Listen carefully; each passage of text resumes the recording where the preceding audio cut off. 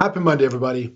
All right, this week I'm going to wrap up my series on the Genius Act, which was signed into law last month by President Trump. What the Genius Act basically, as a recap, what the Genius Act basically does is it legitimizes cryptocurrency, especially cryptocurrency in the stablecoin realm. Now, again, to recap, cryptocurrency is any digital currency that uses blockchain technology, and it's a digital currency that operates a lot like cash, where you can have single transactions without a third party bank. Well, problem is that the US government doesn't control cryptocurrencies as much, so there's a government problem. Second problem is the cryptocurrencies are extremely volatile. Now, Bitcoin has grown in value over the years, but there's a limited number of Bitcoin that will ever be made, 21 million individual Bitcoin units.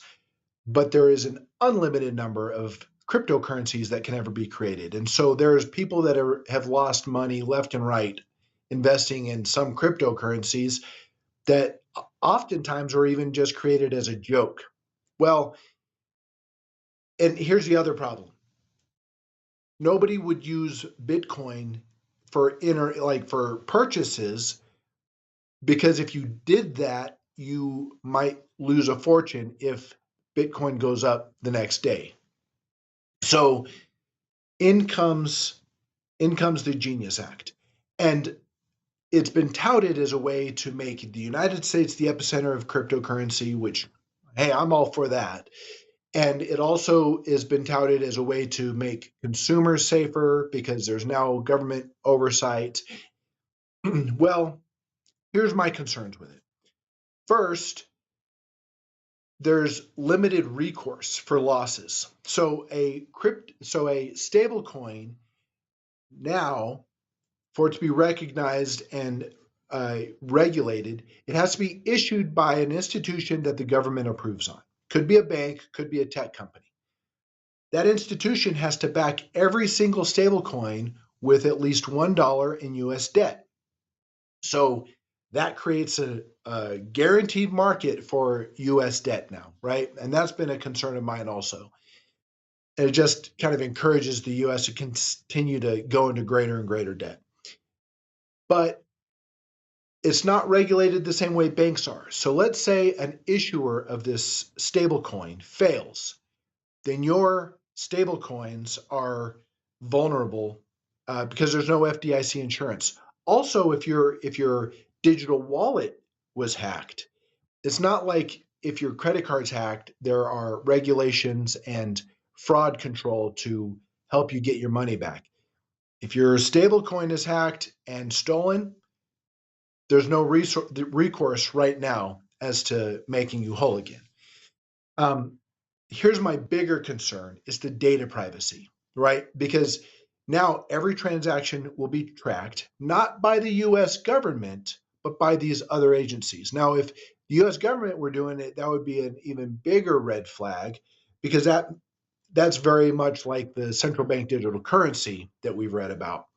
But this could be tracked in a similar way. So we saw this happen actually a few years ago with social media. The government was telling social media companies to close down accounts of people that they didn't approve of.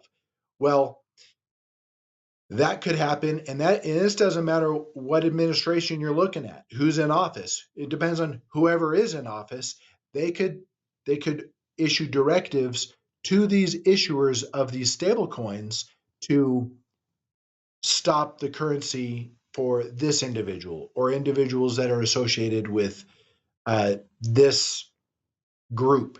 So that's a big concern for me for potential uses.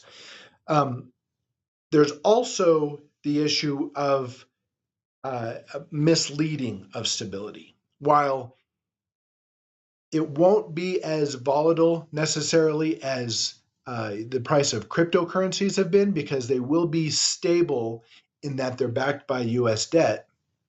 What isn't stable is the purchasing power of the US dollar. It continues to dwindle. And that's because the US government continues to go into greater and greater debt.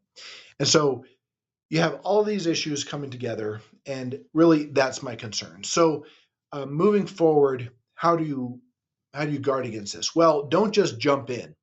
Um, there's, modern banking is certainly not perfect, but it's we know the pitfalls, we know the pros and the cons. This new stablecoin technology and this new act, it's so new that we don't know what's out there. In terms of investing, stablecoin isn't really an investment. It's really more of a alternative to cash, so you can buy and sell things.